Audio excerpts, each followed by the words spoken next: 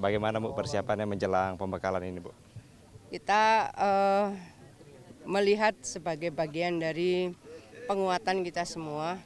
Jadi materi-materi yang saya dengar akan disampaikan 40 narasumber, mudah-mudahan bisa memberikan pengayaan pengetahuan jaringan dan tentu perspektif ya bagi semua peserta yang multi retreat ini.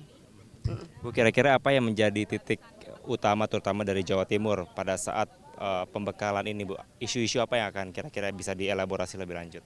Ya, yang saya sempat mendiskusikan dengan beberapa kawan gubernur adalah bahwa gubernur sebagai perpanjangan tangan pemerintah pusat ini perlu ada kejelasan.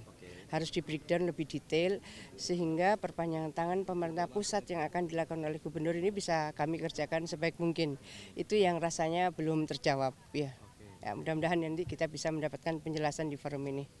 Bu terkait dengan hari ini juga terkait dengan Asta Cita kedua terkait pertahanan. Mungkin apa yang bisa dikulik lebih dalam Bu terkait materi ini? Ya, kita harus melakukan mitigasi secara lebih dini dan itu tidak boleh underestimate terhadap dinamika yang berkembang di lini terkecil pun.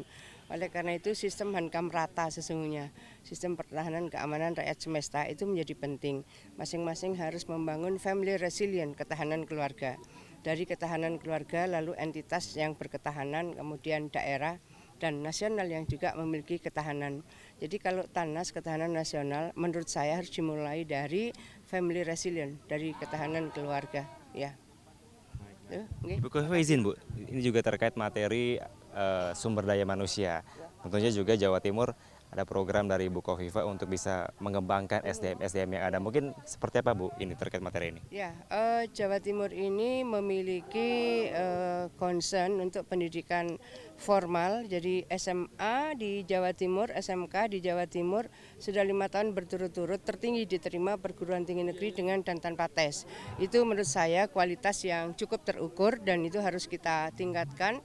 Dan kemudian Jawa Timur ini memiliki 6.800 pesantren yang santrinya di atas 500 orang. Maka kita memberikan beasiswa, dulu zaman Pak Imam, Pak D itu S1, sekarang kita mengembangkan S2 dan S3. Ini menjadi penting bahwa menyambut Indonesia Emas 2045, kualitas SDM adalah sesuatu yang secara serius harus kita siapkan. Apalagi kita ingin menjadi gerbang baru Nusantara.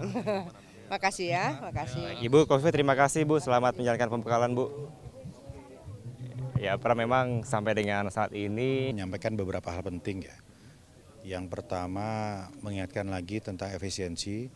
Beliau hari ini akan menandatangani surat edaran yang meminta kepada seluruh pemerintah daerah untuk betul-betul fokus membuang anggaran-anggaran yang tidak masuk akal, yang tidak efisien, tidak boros. Itu poin pertama beliau ingatkan. Tetapi jangan sampai nanti ada yang diperlukan, yang mandatori, yang wajib itu dipotong. Jadi fokus pada hal yang tidak substantif. Itu beliau ingatkan lagi dan hari ini ada surat edaran yang memandu semua kepala daerah untuk menjalankan efisiensi.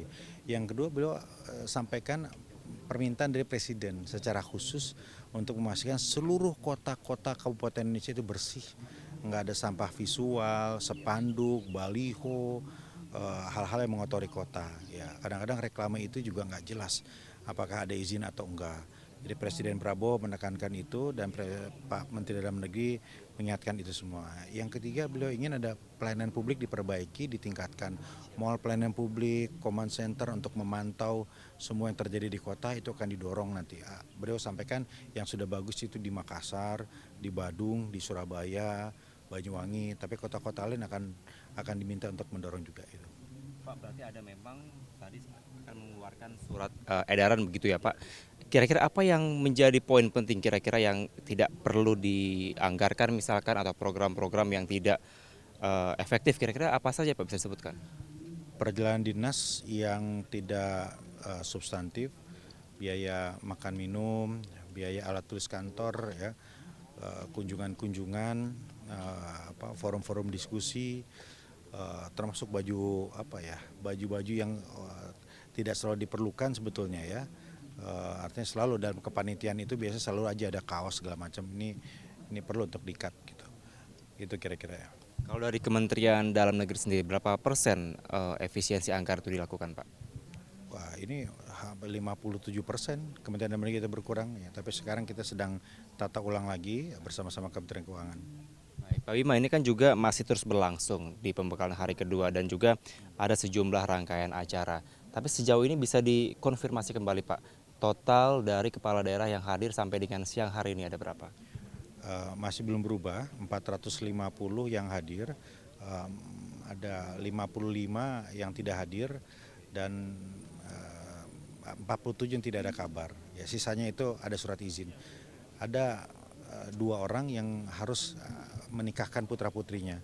Jadi nggak memungkinkan gitu ya, karena kita pahami ini sangat manusiawi, tetapi wakilnya harus mengirimkan itu. Jadi bagi yang tidak hadir, silakan mengirimkan wakilnya. Tapi masih terbuka kemungkinan sepertinya hari ini ada yang menyusul karena ada alasan teknis dan lain-lain. Ya. Pak, ini kan juga masih menjadi pertanyaan juga dan menunggu begitu Pak kejelasan dari 47 yang tidak hadir. Informasi sejauh ini seperti apa Pak? Apakah memang karena benar-benar tidak bisa hadir atau seperti apa Pak perkembangannya? Ya, kita lihat memang ada yang tidak ada kabar sama sekali, ada juga yang ya kelihatannya terkendala transportasi ya. Ya sisanya juga kami masih menunggu kabar. Ya saya kira deadline-nya tenggatnya pasti nggak terlalu panjang, artinya nggak mungkin kita menunggu sampai hari ketiga hari keempat kan.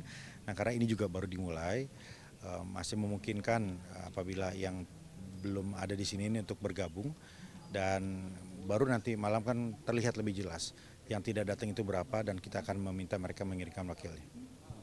Pak, terkait dengan sanksi nih Pak, ini juga masih menjadi tanda tanya. Mungkin bagaimana ketegasan dari Kemendagri dan juga panitia di sini untuk bisa memberikan kira-kira apa tindakan khusus yang dilakukan lebih lanjut bagi para kepala daerah yang tidak hadir saat ini Pak? Ya. Sanksinya lebih kepada sanksi sosial dari masyarakatnya karena ini kegiatan yang sangat penting untuk menguatkan program-program yang berpihak pada rakyat. Jadi kalau tidak ada di sini yang rugi sebetulnya adalah rakyatnya.